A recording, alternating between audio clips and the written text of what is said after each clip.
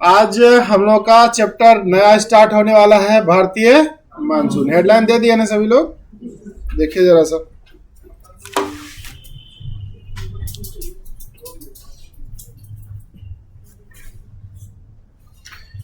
आज हम लोग का चैप्टर क्या स्टार्ट हो रहा है? भारतीय मानसून। तो बरसात के मौसम को क्या कहा जाता है? मानसून। ठीक है। भारत में जो मानसून आता है सबसे पहले आता है आपका केरल में। कहां पर आता है? केरल। और सभी राज्य के बारे में आप लोग को पहले से ही बता चुके हैं। यहाँ पर आपका कौन सा राज्य है? केरल राज्य। कौन सा राज्य है? केरल, सबसे नीचे में। ठीक है। और इधर से ही मानसून जा रही है। यहाँ पर जिसके पास एटलस होगा उनको पता होगा, इस वाले पेज नंबर में जाकर के देख लीजिए। यहाँ पर दो लाइन है, एक रेड वाला और एक ब्लू वाला। मानसून आगमन की सामान्य तिथियां, मानसून समाप्ति की सामान्य तिथियां। बात समझा? मानसून आगमन की सामान्य तिथियां और मानसून समाप्ति की सामान्य तिथियां। तो मानसून आता कब है और समाप्त कब होता है, ये इसी चैप्टर में हम लोग पूरा कवर करेंगे। तो ब्लू कलर का जितना भी लाइन है सबसे पहले इधर से इधर को जाती है, फिर यहां से इधर को जाती है। एक आपका 10 जून तक आपका बिहार के आसपास, यहाँ पर लिखा हुआ है 10 जून। 10 जून बिहार के आसपास लिखा हुआ है ना, दिखाई दे रहा है क्या इतना दूर से? 10 जून लिखा हुआ है। इसी तरह से मानसून अलग अलग क्षेत्र में अलग अलग डेट को पहुंचती है। ठीक है। सर्वमान्य तिथि है आपका 1 जून। सर्वमान्य तिथि क्या है? 1 जून। यहां पर देखिए जरा सा, आपको यहां देखिए लिखा हुआ है, यहां पर लिखा है 1 जून, लिखा हुआ है या नहीं? और ये वाला लाइन इधर को ऐसे को जाती है। तो 1 जून को सबसे पहले मानसून कहां पहुंचती है? केरल में पहुंचती है। कहां पहुंचती है? केरल। आप बताइए, तो एक ही तारीख को काहे आती है बार बार? दूसरे तारीख को काहे नहीं आ सकती है?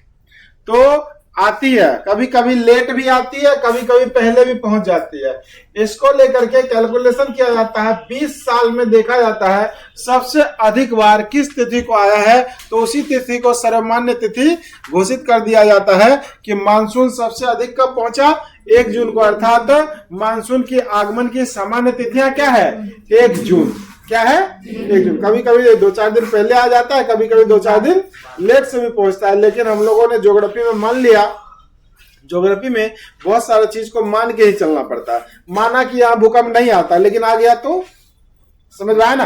तो ज्योग्राफी में सारी चीजें को मान करके ही रखना पड़ता है। कब क्या हो जाए ये प्रकृति की चीजें, इसमें कोई बदलाव हम लोग नहीं कर सकते। हम लोग केवल मान लेते हैं। माने थे कि इथियोपिया में जो ज्वालामुखी फटा वो नहीं फटने वाला था, क्योंकि 12,000 साल से वो नहीं फटा था, लेकिन अचानक से फट गया। ठीक है।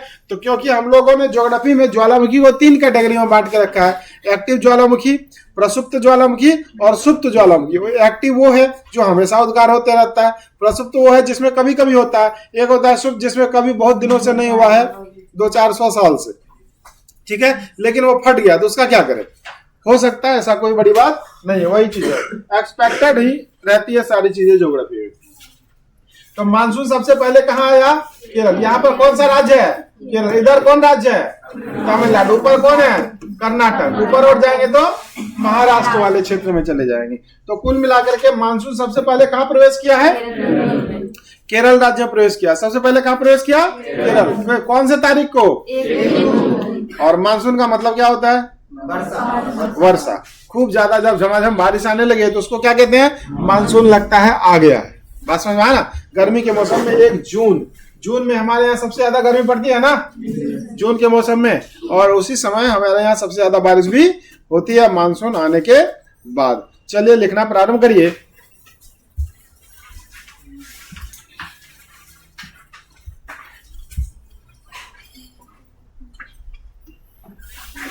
मानसून सबसे पहले भारत में 1 जून को केरल में पहुंचती है। 1 जून को केरल में पहुंचती है। 1 जून को केरल में पहुंचती है।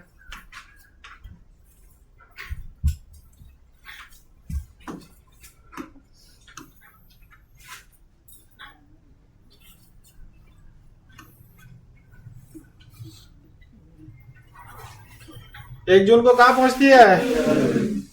केरल में पहुंचती है। अब पूरे भारत के चित्र को देखिए जरा सा, दिखाई दे रहा है क्या? पूरे भारत का चित्र दिखाई दे रहा है। पूरे भारत के चित्र में सबसे ज्यादा बैगनी कलर का डार्क यहाँ पर, इधर इधर थोड़ा थोड़ा, और इस वाले क्षेत्र में पश्चिम घाट में दिखाई दे रहा है क्या? बोलिए जरा, सबसे ज्यादा डार्कनेस कहां पर दिखाई दे रहा है? दिखाई दे रहा है। तो जहां पर भी ज्यादा डार्कनेस दिखाई दे रहा है, यहाँ पे सबसे अधिक बरसात होती है। यहाँ पे सबसे अधिक बरसात होती है। तो बताइए, मानसून में सबसे अधिक बारिश कहां पर होती है? भारत के किस क्षेत्र में? इसको बोलते हैं पूर्वोत्तर भारत, बोलते हैं या नहीं? पूर्वोत्तर भारत में भी सबसे ज्यादा मेघालय राज्य, यहाँ पर 3 गो पहाड़ था, गारो, खासी और जयंतिया पहाड़ी, वहां जाके बादल फंस जाता है, जिस कारण से सबसे अधिक वर्षा होती है। ठीक है। और इसको बोलते हैं पश्चिम घाट। इसको क्या बोलते हैं? पश्चिम घाट। पश्चिम घाट हम कई बार पढ़ा चुके हैं। सामने हमेशा कौन सा दिशा होता है? उत्तर। नीचे क्या होगा? दक्षिण। इसको क्या कहते हैं? पूर्व, इधर पश्चिम। तो ये वाला घाट को क्या बोलते हैं? पश्चिम घाट। और इसको कौन सा घाट? पूर्वी घाट। ये वाला क्षेत्र को क्या कहते हैं? ठीक है। पश्चिम घाट की अपेक्षा पूर्वी घाट में मानसून में अधिक वर्षा होती है। क्या यह कथन सत्य है? नहीं समझ में आया? पश्चिम घाट की अपेक्षा पूर्वी घाट में मानसून में अधिक वर्षा होती है। क्या यह कथन सत्य है? नहीं है, गलत हो गया ना, क्योंकि अब आप जान गए हैं, देख लिया मानचित्र में, समझ लिए हैं कि पूर्व घाट में कम वर्षा होती है, पश्चिम घाट में अधिक वर्षा होती है। अर्थात भारत में सबसे अधिक वर्षा का क्षेत्र पश्चिम घाट और पूर्वोत्तर भारत है। समझ में आया ये बात?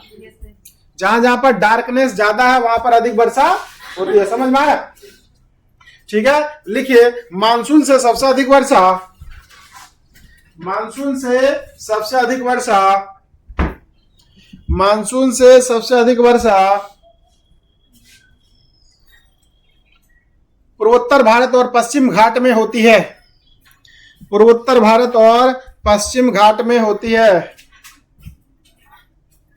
मानसून से सबसे अधिक वर्षा पूर्वोत्तर भारत और पश्चिम घाट में होती है। पश्चिम घाट बोल दे तो समझ में आ जाना चाहिए, पश्चिम घाट का मतलब घाट होता है।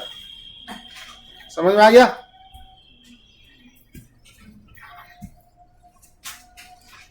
पूर्वोत्तर भारत और पश्चिम घाट में होती है। ठीक है। तो मानसून सबसे पहले कहाँ आती है?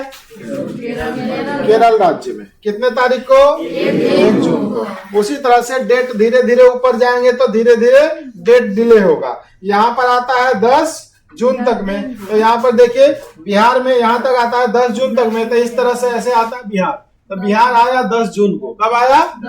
बिहार में मानसून की आगमन की सामान्य तिथि क्या है? 10 जून। कभी कभी सवाल ऐसा भी होता है, बिहार में मानसून आगमन की सामान्य तिथियां क्या है? जून के प्रथम सप्ताह में, वीक में, जून के सेकंड वीक में, जून के थर्ड वीक में। इस टाइप का सवाल पूछा जाता है। तो आंसर क्या होगा? Second week. समझ में आया क्या? जून के प्रथम सप्ताह में नहीं आता है, नहीं पहुंच पाता है बिहार में मानसून। दूसरा और तीसरा सप्ताह के जब करीब रहता है तब जाकर के मानसून वहां पर पहुंच पाता है। समझ में आ गया? इस टाइप का भी सवाल आपका पूछा जाता है। बीपीएससी में ये सवाल पूछा भी गया है। ठीक है। लिखिए, बिहार में मानसून आगमन की सामान्य तिथियां 10 जून है। बिहार में मानसून आगमन की सामान्य तिथियां 10 जून है। लगभग जून के दूसरे और तीसरे सप्ताह में बिहार में मानसून आगमन की सामान्य तिथियां 10 जून है। बिहार में मानसून आगमन की सामान्य तिथियां 10 जून है।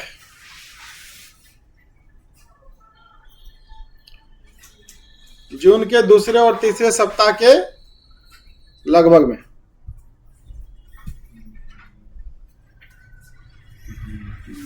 मानसून से सबसे अधिक वर्षा कहाँ होती है?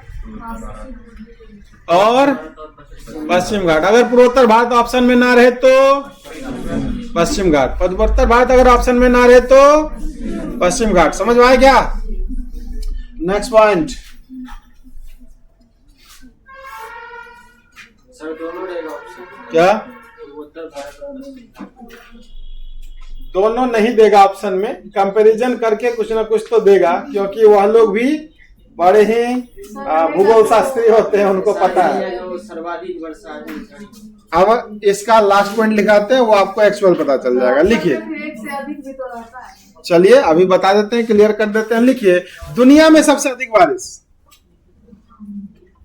दुनिया में सबसे अधिक बारिश मेघालय के मासिनराम में होती है। आप समझ गए? दुनिया में सबसे अधिक बारिश मेघालय के मासिनराम में होती है।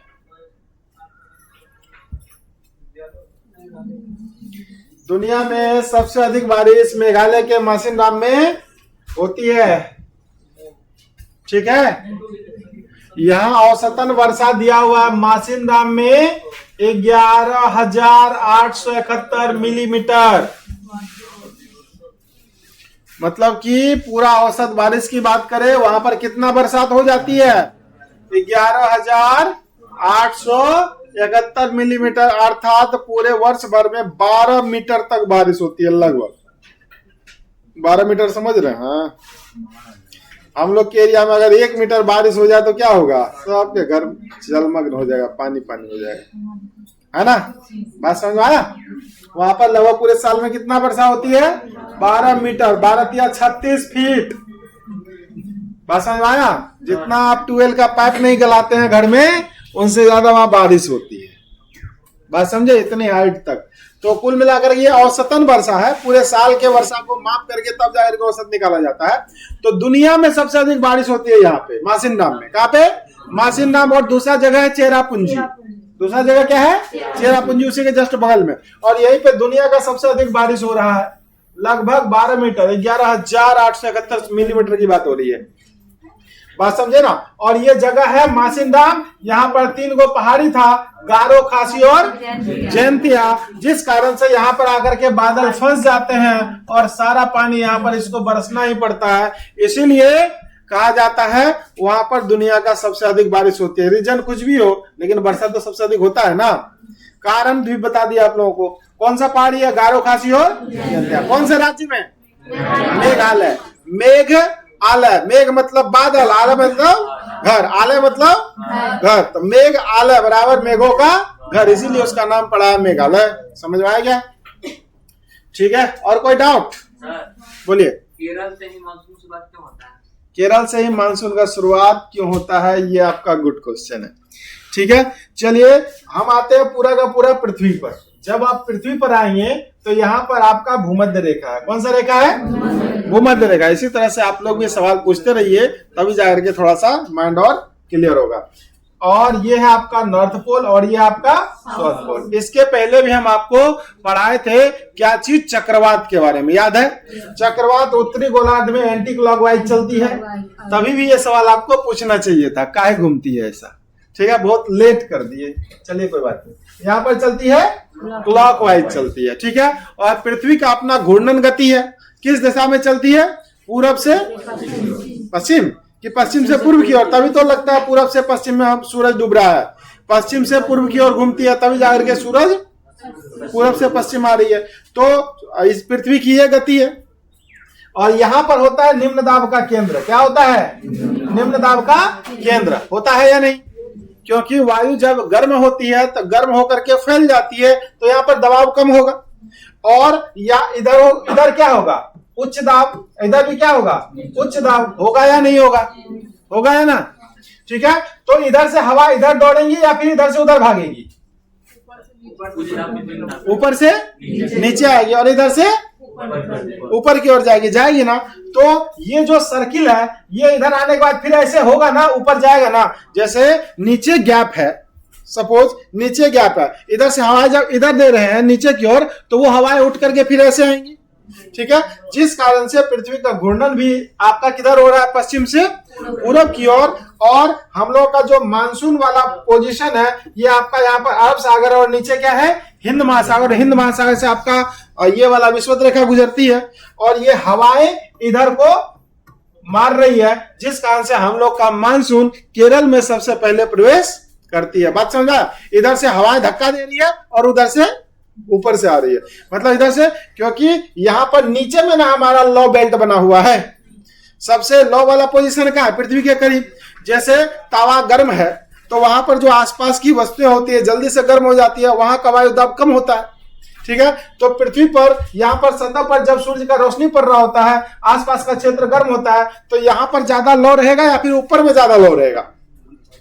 गर्म होकर के हवा ऊपर उठती है या नहीं?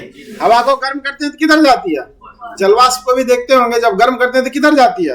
ऊपर। तो इसका मतलब नीचे का जो क्षेत्र है वहां पर पूरा का पूरा खाली हो गया तो उत्तरी ध्रुव और दक्षिण ध्रुव से हवाएं इधर दौड़ेंगी तो जाकर के टकरा करके ऊपर आएगा ना। जैसे मान के चलिए दो पानी आकर के टकराता है तो क्या होता है? उछाल आता है। तो सेम टू सेम हवा में भी ये चलता है, ऐसे आया, समझ में आ गया? तो ये इस तरह से चलती है, जिस कारण से हम लोग का मानसून कहां पर आती है?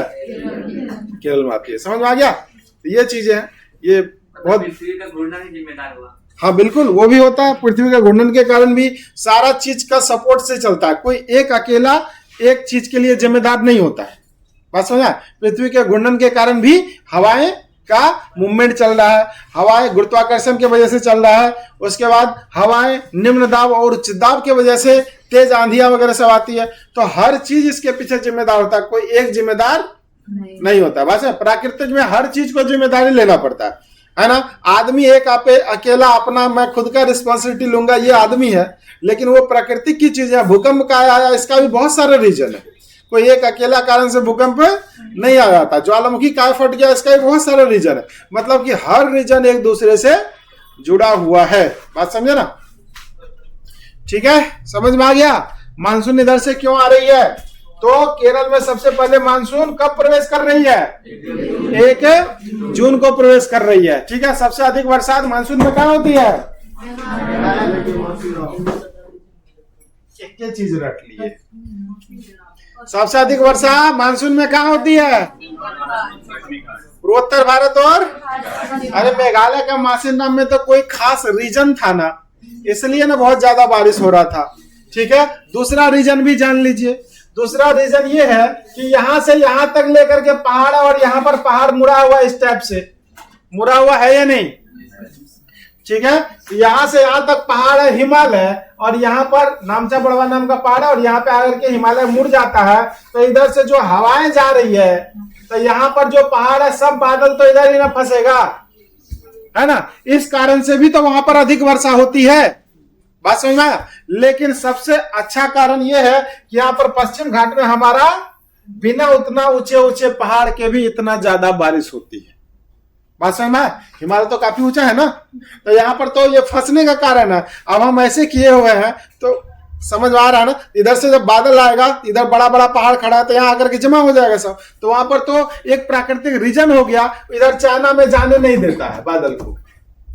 बात समझ में? हम लोग इसको रोक करके रख लेते हैं और टकरा करके इधर घूम जाता है, इधर घूम जाता है। तो हम लोग का बिहार में खूब तूफान आते रहता है ना। दिल्ली की अपेक्षा बिहार में ज्यादा आता है तूफान। क्यों? क्योंकि पास में बंगाली खाड़ी है और इसका इफेक्ट ज्यादा होता है, हम लोगों का होता है ना। यहाँ पर जब निम्न दाब का केंद्र बनेगा तो यहाँ पर ज्यादा बरसात होगी, ज्यादा अंदर तूफान आएगा, तो हम लोग के एरिया में ज्यादा आता है। बात समझ में आया ना?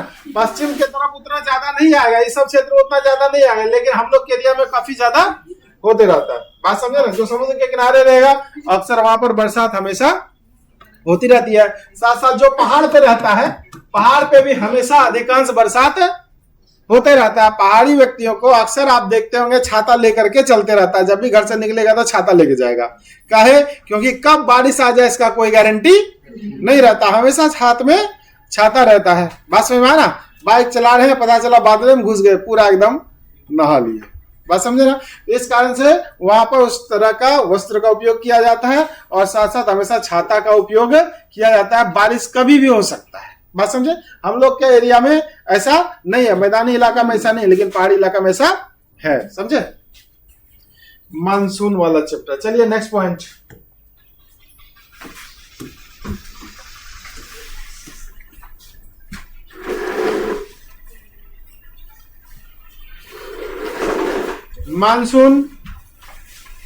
मानसून लौटने की सामान्य तिथियां मानसून लौटने के क्रम में सबसे पहले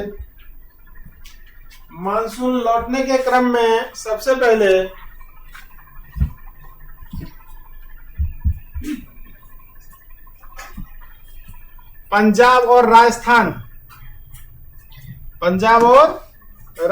से होकर लौटती है 1 सितंबर को।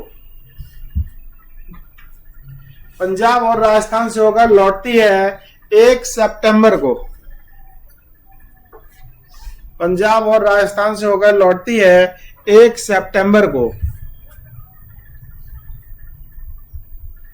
पंजाब और राजस्थान से होकर लौटती है कब? 1 सितंबर को। बात समझ में आया? यहाँ पर लिखा हुआ है 1 सितंबर लिखा हुआ है ना, तो सबसे पहले यहाँ पर पंजाब को छूती है, उसके बाद राजस्थान को छूती है। बात समझ में आया? कब? सितंबर महीना में। कब? मानसून कब लौटती है? आती कब है? जून। लौटती कब है? सितंबर। सितंबर के बाद यहाँ उत्तर प्रदेश 1 अक्टूबर लिखा हुआ है। अक्टूबर 1 है तो लगभग 10 या 15 अक्टूबर तक बिहार पहुंच जाएगा, और 10 और 15 अक्टूबर के बीच में हमारे यहाँ कभी दशहरा पकड़ा जाता है, कभी दीपावली पकड़ा जाता है। और आप लोग अक्सर देखते होंगे दशहरा और दीपावली में कभी कभी खूब बारिश होती है हम लोग के एरिया में, होती है या नहीं? तो वो कौन सा मानसून का प्रभाव है? लौटती मानसून का प्रभाव है। कौन सा मानसून का प्रभाव है? लौटती मानसून का प्रभाव है। बात समझ में आया? कौन सा मानसून का प्रभाव है? लौटती मानसून। अब यहाँ तो पहाड़ हम बताए थे ना, अब यहाँ से मुड़ करके ऐसे वापस रिटर्न जाएगा या नहीं? जाने के क्रम में यहाँ पर इस तरफ राज्य आएगा तमिलनाडु। कौन सा राज्य? तमिलनाडु। तो सबसे ज्यादा सवाल पूछा जाता है कि लौटती मानसून से सबसे अधिक वर्षा कहां पर होती है? तमिलनाडु राज्य। लिखिए, लौटती मानसून से सबसे अधिक वर्षा तमिलनाडु में होती है। लौटती मानसून से सबसे अधिक वर्षा तमिलनाडु में होती है। लौटती मानसून से सबसे अधिक वर्षा तमिलनाडु में होती है।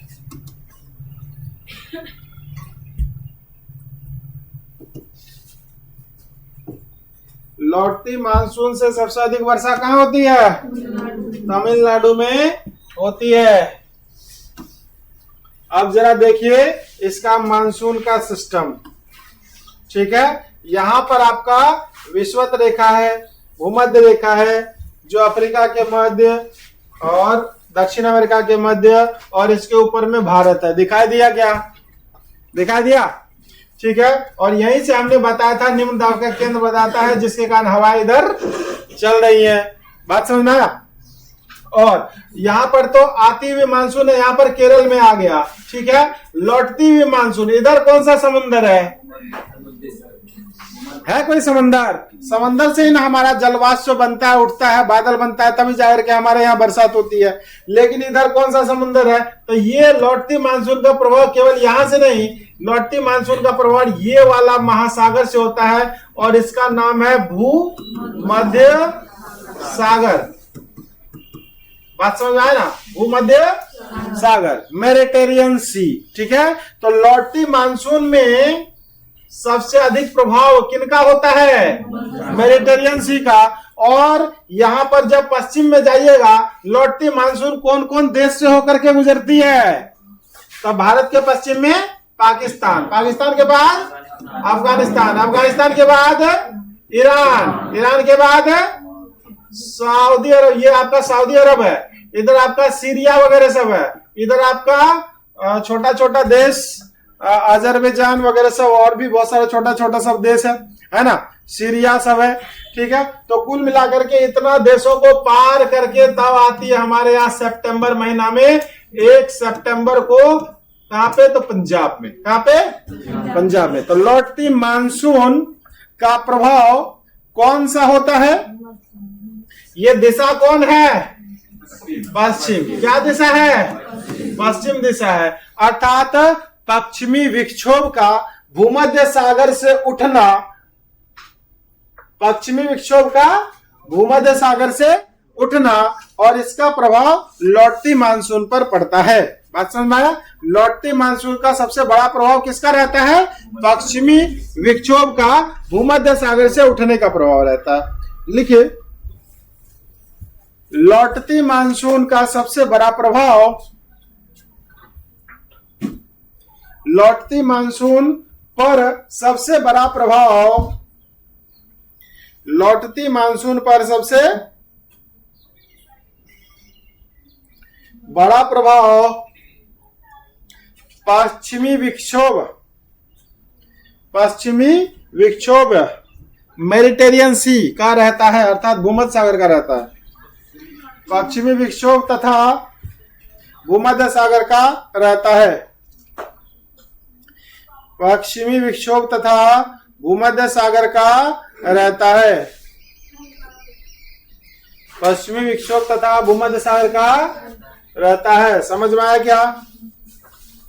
पश्चिमी विक्षोभ तथा भूमध्य सागर का रहता है। समझ में आया क्या? ठीक है ना? तो अब आपको समझ में आ गया, ये आपका हिंद महासागर, हिंद महासागर, और यहाँ पे अरब सागर से आती है मानसून, और लौटने के क्रम में कौन सागर? भूमध्य सागर। इसका नाम भूमध्य काहे पड़ा? क्योंकि यह पूरे भूमि के बीच में है, इसीलिए इसका नाम पड़ा भूमध्य सागर। क्या नाम है? भूमध्य सागर, मेडिटेरियन सी। ठीक है ना? तो यही वाला क्षेत्र है, और वर्ल्ड ज्योग्राफी में इन सब क्षेत्र के बारे में आप अच्छे से जान पाइएगा, क्योंकि अभी तो भारत भी बढ़िया से पता नहीं है। ठीक है? हम बोले थे डेली कम से कम एक भारत का मानचित्र खुद से ड्राइंग करिए और सभी राज्यों का नाम उसमें लिखिए। ठीक है? नहीं लिखेंगे तो आपका मजबूत नहीं हो पाएगा, आप कितना भी मेहनत कर लीजिए। आपको पता होना चाहिए भारत का सब शहर का लोकेशन कहाँ पर है, क्योंकि आजकल सवाल इस टाइप का भी पूछा जा रहा है, निम्न शहर को उत्तर से दक्षिण के क्रम में सजाइए। आप कैसे सजा पाएंगे? 4 गो शहर अगर दे दे तो दिल्ली, जयपुर, पटना और कोलकाता में सबसे दक्षिण में कौन है? कैसे बता पाइएगा? सबसे उत्तर में कौन है? कैसे बता पाइएगा? आपको पता नहीं है कहाँ है दिल्ली, कहाँ है जयपुर, कहाँ है कलकत्ता। बात समझे ना? तो वो आप देशांतर अक्षांश आप लोग को पढ़ा है, याद है? उत्तर और दक्षिण रेखा और पूर्व पश्चिम वाला रेखा को क्या कहते हैं? देशांतर रेखा। इस हिसाब से चाहे ये सर यहाँ पर हो, चाहे यहाँ पर हो, चाहे यहाँ पर हो, आप आकलन कर पाते हैं ना देशांतर अक्षांश की मदद से कि कौन उत्तर है, कौन दक्षिण है। कहीं पर भी हो क्या फर्क पड़ता है, आप आसानी से उसका कैलकुलेट कर पाएंगे। इसीलिए इन सब चीजों को मानचित्र के साथ ही आप कर पाते हैं। मानचित्र को देखा करिए, रोज देखा करिए। बात समझ में आया ना? मानचित्र देखना पड़ेगा। अपने स्टडी रूम में मानचित्र को लगाइए। आपका एटलस में पीछे में बड़ा सा पन्ना भारत का मानचित्र होता है, उसको भी लगाइए। मानचित्र को हर रोज देखिए, नहीं देखिएगा तो फिर नहीं होने वाला है। मानचित्र पर खुद से कलम लेकर के ड्राइंग करने का प्रयास करिए। उस मानचित्र में ही कुछ कुछ लिखने का प्रयास करिए, तभी जाकर के परमानेंट याद हो पाएगा आपको। जो चीज याद, जो संस्थान आपको याद बिल्कुल नहीं रहता है, मानचित्र में ही जाकर के लिख दीजिए। अफ्रीका है, यहाँ लिखेंगे सहारा मरुस्थल, अब तो परमानेंट याद रहेगा जब हमेशा देखते रहेंगे तो।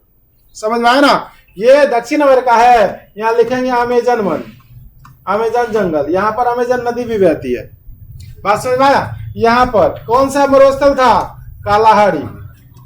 आप अगर लिख देंगे तो जिंदगी में नहीं भूलेंगे। बात समझे? इसीलिए इसका प्रयोग करिए आप लोग। कम से कम 3 ठो मानचित्र तो आपके घर में होना ही चाहिए, एक बिहार का, एक भारत का और एक वर्ल्ड का। अगर आप स्टूडेंट हैं तो ये तो करना ही पड़ेगा। एकदम खाली शौक से पढ़ाई करते हैं तब तो कोई बातें नहीं है, पढ़ दीजिए, तब क्या दिक्कत है। बात समझे ना? अगर आप चाहते हैं कि हमको वेल लाइफ सेटल्ड चाहिए, हमको सरकारी नौकरी चाहिए, है ना, अच्छे पोस्ट पे जाना चाहते हैं, तो और भी ज्यादा तैयारी करना पड़ता है। बात समझ में आया? पढ़ाई एक ऐसा वैसा हथियार है, पढ़ाई एक ऐसा हथियार, आप दुनिया का किसी भी चीज को हासिल कर सकते हैं। बात समझ में आया? आपके पास ये हथियार मूल मंत्र है, इनसे आप किसी भी पोस्ट तक पहुंच सकते हैं, बड़े से बड़े अधिकारी बन सकते हैं, IAS ऑफिसर बन सकते हैं, पूरे भारत का चीफ बन सकते हैं, सिक्योरिटी बन सकते हैं। बात समझ में आया? तो कुल मिलाकर के बात यह है कि पढ़ाई आपका जीवन बदल सकता है, तो इसीलिए इसको थोड़ा सा मेहनत करिए, तभी जाकर के ये संभव हो पाएगा, अन्यथा संभव नहीं है। लाल बत्ती वाला गाड़ी लाल बत्ती वाला अगर गाड़ी चाहिए तो और भी ज्यादा मेहनत करना पड़ता है, और आप ही में से कोई ना कोई जाकर के वहां तक पहुंचेंगे। बात समझ में आया? आप ही लोगों में से हर ऊंचाई को छुएंगे, लेकिन मेहनत तो करना पड़ेगा ना भाई। हम केवल क्या कर सकते हैं? शिक्षक केवल मार्गदर्शक होता है, हम पढ़ा नहीं सकते आप लोगों को, पढ़ना तो खुद ही पड़ेगा। हम केवल मार्गदर्शक है, आपको बता सकते हैं ये तरीका है पढ़ने का, यहाँ तक आप अगर कर लेते हैं आपको सक्सेस मिल जाएगी। केवल हम मार्गदर्शक है, पढ़ना और करना आपका काम है। नहीं तो वही वाला कहानी हो जाएगा, मास्टर हमारा पढ़ावे छे टिकोला तोड़े के, बात याद है ना? हाँ, तो वही वाला बात हो जाएगा, हम नहीं पढ़ेंगे, है ना? क्या कर लीजिएगा, हम पढ़वे नहीं करेंगे। बात समझे? तो जबरदस्ती नहीं होती है, आपका दिल से आवाज आना चाहिए, भाई मुझे कुछ करना है, मुझे पढ़ना है, मुझे कुछ बनना है, समाज को दिखाना है। जिन्होंने हमको ताना मारा था कि हमको तुमसे नहीं हो पाएगा, उन सबको करके दिखाना कि भाई मुझे तो कुछ करना है। बात समझ में आया? उस ताना को ना, जो जिंदगी में कभी ताना दिया है वो आपका सक्सेस का कारण बनेगा। उस ताने को एक पन्ना पे लिखिए और अपने घर में चिपका दीजिए, और डेली उस चीज को याद करिए कि इस आदमी ने हमको ताना मारा है और हम इसको सक्सेस करके दिखाएंगे। वो धोखा आपके जिंदगी का सबसे बड़ा पावर बनेगा जो आपको सक्सेस करा देगा। बात समझे? जो आपको जिंदगी में धोखा दिया उसका नाम भी लिख कर रखिए, चिपका करके सामने में, धोखा दिए हो पता चलाएंगे हम। बात समझ में आया ना? सक्सेस करने के बाद। बात समझे? तो जो तकलीफ होता है जिंदगी में उनको पॉजिटिव वे में इसी तरह से लिया जाता है। कोई गरिया दिया, आज हमारे पास शक्ति नहीं है मारने का, कोई बात नहीं, हम जब IAS या IPS बन के आएंगे, 4 को बॉडीगार्ड लेके आएंगे, तब जाकर के तुमसे हाल पूछेंगे क्या हाल है। बात समझ में आया? तो अपनी सोच को बदलिए, और जितने भी नेगेटिव पॉइंट है उसको आप पॉजिटिव पॉइंट में लिया करिए। एक बात जान लीजिए, जिंदगी में जिसके पास जितना ज्यादा तकलीफ है वो इंसान उतना ज्यादा सक्सेस को हासिल करेगा, अगर वह मेहनती है तो। बात समझ में आया? अगर जिंदगी में अगर सक्सेस पाना है तो तकलीफ को तो झेलना ही पड़ेगा, आराम से कुछ भी नहीं मिलता, ये बात जान लीजिए, आराम से कुछ भी नहीं मिलता। भगवान राम तभी कहलाए जब 14 वर्ष का वनवास खेप करके आए थे। बात समझे? जब सोचिए जरा, इतने राजा महाराजा के बेटा को 14 साल तक वनवास रहना पड़ा था, आपको 2-3 साल में क्या रखा है? नहीं कर सकते हैं। दुनिया से रिश्ता नाता तोड़ लीजिए, 2-3 साल अपने आप को दे दीजिए, आप भी महान आदमी बन जाएंगे। बात समझे? इसीलिए अपने आप को थोड़ा सा बदलिए। कभी कभी बीच में मोटिवेशन इसीलिए दे देते हैं ताकि दिल में थोड़ा सा आग लग जाए। बात समझा ना? ये आग हमेशा जलती रहनी चाहिए। समझ में आ गया? चलिए, मानसून में अब और कोई दिक्कत है तो बताइए हमको, लगातार प्रयास जारी करिए, कब जाकर के होगा भाई। मानसून में, लौटती मानसून में सबसे अधिक बरसात कहां पर होती है?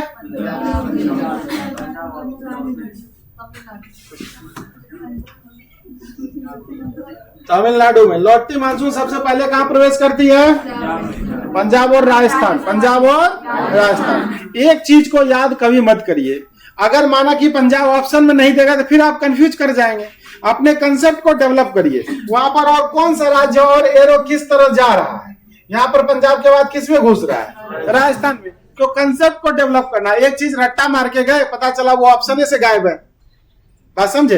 एक बार बीपीएससी ने एग्जाम में पूछा था सवाल कि बिहार का सबसे पूरब का जिला कौन सा है? बिहार का सबसे पूरब का जिला कौन है? तो सबको पता है किशनगंज है। एकदम रट्टा मार मार के गया था, लेकिन किशनगंज ऑप्शन में नहीं था, वहां 4 को अलग अलग ऑप्शन दे रखा था। तो पूरा आप जब तक एनालिसिस नहीं करते हैं तो वैसे प्रश्न को बना पाना किसी के बस की बात नहीं। रट्टा मारने से काम नहीं चलेगा। आज का युग रट्टा मारने वाला बिल्कुल है ही नहीं। कंसेप्ट को डेवलप करिए। बात समझ में आया? अगर ऐसा ही सवाल आ जाए, जरा देखिए, 1 जून को कहां प्रवेश किया है? केरल में। तो केरल के बाद किस किस राज्य से होकर के गुजरती है? ऐसा भी सवाल हो सकता है ना? क्या नहीं हो सकता है? कुछ भी पूछेगा, उसकी मर्जी है। उसको एकदम क्रीम चाहिए, क्रीम। बात समझ आया ना? दूध को जब गर्म करते हैं उसके बाद ऊपर में छाली जमता है, उसी को ना क्रीम कहते हैं, है ना? बाद बाकी एकदम डिस्ट्रॉय, उसका कोई काम नहीं है। एग्जामिनर को केवल और केवल क्रीम विद्यार्थी चाहिए भाई, है ना? जब उनके पास क्रीम है तो वो दूध को काहे लेगा। आप लोग दूध है, क्रीम बनने का प्रयास करिए। बात समझ में आया? सर मान लो इधर से जाता वो भी रिटर्न होता है।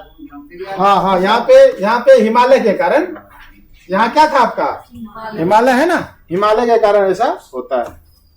ठीक है, और कोई डाउट इसमें? देख कर साथ आ गया, इधर सीधा आ गया, इधर आ गया। हाँ, पृथ्वी के घूर्णन के कारण हवाएं उधर चलती है, पृथ्वी इधर मूव कर रहा है और वायुदाब इधर धीरे धीरे घटते आ रहा है, तो मूव करेगा। ठीक है, जितना मन में आता है सवाल पूछिए, जब तक आप पूछिएगा नहीं आप सीखिएगा नहीं, सीधी सी बात है। अच्छा, ये तो पूरा देख लिए, ये क्या चैप्टर ये समाप्त हो गया? नहीं हुआ तो बताइए क्या बचा। अब देखिए, इस चैप्टर में आपने देखा यहाँ पर सबसे अधिक वर्षा 2000 मिलीमीटर से अधिक हो रहा है या नहीं? उसके बाद यहाँ पर थोड़ा कम थोड़ा कम थोड़ा कम, और सबसे कम में व्हाइट दिख रहा है या नहीं? इधर देखिए, बातें कल कर लीजिएगा, जखने हम छुट्टी देंगे कर लीजिएगा। इधर हमसे थोड़ा सा बात करिए। यहाँ पर देखिए एक डाटा दिया हुआ है, इस डाटा में आपका सबसे डार्क में सबसे अधिक वर्षा होता है, सबसे कम में सबसे कम वर्षा होता है।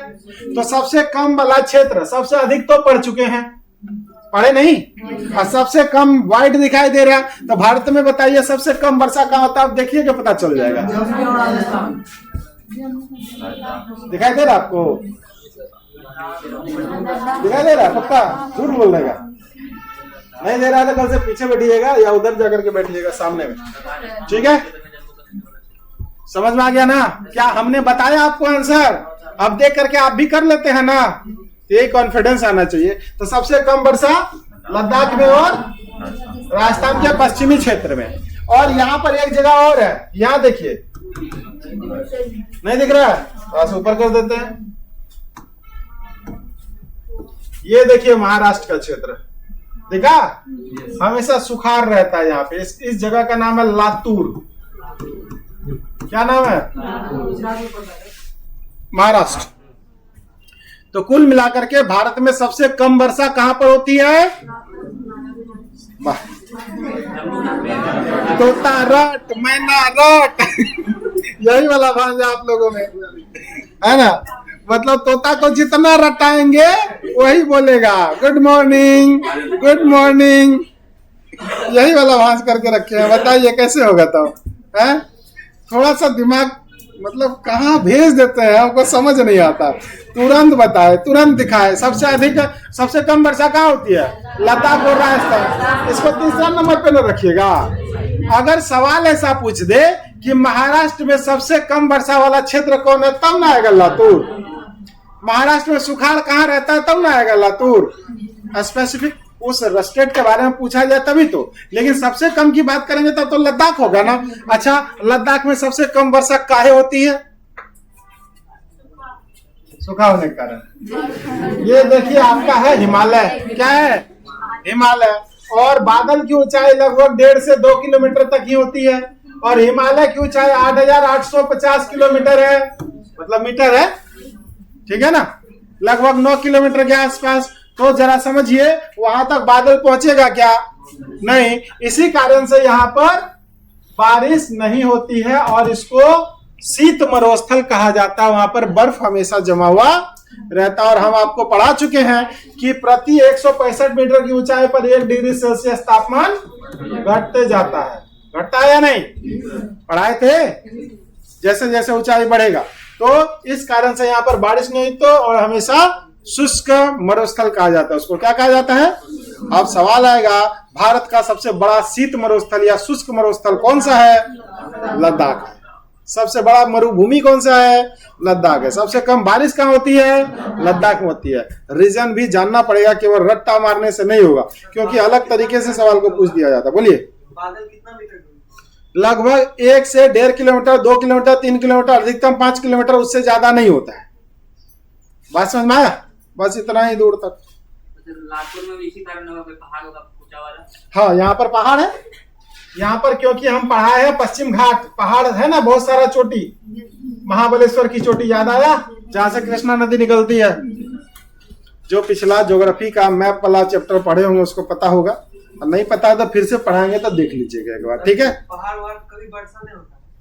होता है कि अब जो छोटा पहाड़ है तो उस पर बारिश नहीं होगा, आराम से होगा। और जो बादल से ऊपर चल गया है तो वहां होगा, नहीं होगा। हवाई जहाज जो उड़ता है, वायुमंडल वाला जो चैप्टर पढ़ाए थे, तो हवाई जहाज कहाँ उड़ता है? समताप मंडल में। अब वो पहाड़ की ऊंचाई समताप मंडल तक फैला हुआ है, तो फिर कैसे होगा? नहीं ना होगा।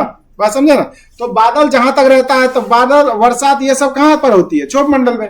तो क्षोभ मंडल की ऊंचाई एक लिमिट है ना? उनसे ऊपर तो होगा ही नहीं बिल्कुल। बात समझ आया ना? औसतन हम बताए थे लगभग 14 किलोमीटर बताए थे ना? तो औसतन 14 किलोमीटर, लेकिन उसके सब नीचे ही पाया जाता है। बात समझे? जो काले काले घने बादल दिखते हैं जिसमें पानी भरा हुआ रहता है, वो तो और ज्यादा नजदीक होता है। बात समझा? वो और भी ज्यादा नजदीक होता है। समझे? ये चीजें हैं। अब क्लियर कंसेप्ट हुआ? लिखिए जरा। भारत में सबसे कम वर्षा का क्षेत्र लद्दाख। भारत में सबसे कम वर्षा का क्षेत्र लद्दाख है। भारत में सबसे कम वर्षा का क्षेत्र लद्दाख है। भारत में सबसे कम वर्षा का क्षेत्र लद्दाख है। सेकंड नंबर में पश्चिमी राजस्थान, और तीसरा नंबर में महाराष्ट्र का लातूर। तीसरा नंबर में महाराष्ट्र का लातूर। लद्दाख, पश्चिमी राजस्थान, महाराष्ट्र का लातूर। तो कुल मिलाकर के आपने देखा, मानसून चैप्टर और बरसात के चैप्टर में सभी प्रश्न का आप आसानी से यहां पर सॉल्यूशन कर पाए हैं। अब इसमें कुछ नहीं बचा है। ठीक है, चलिए।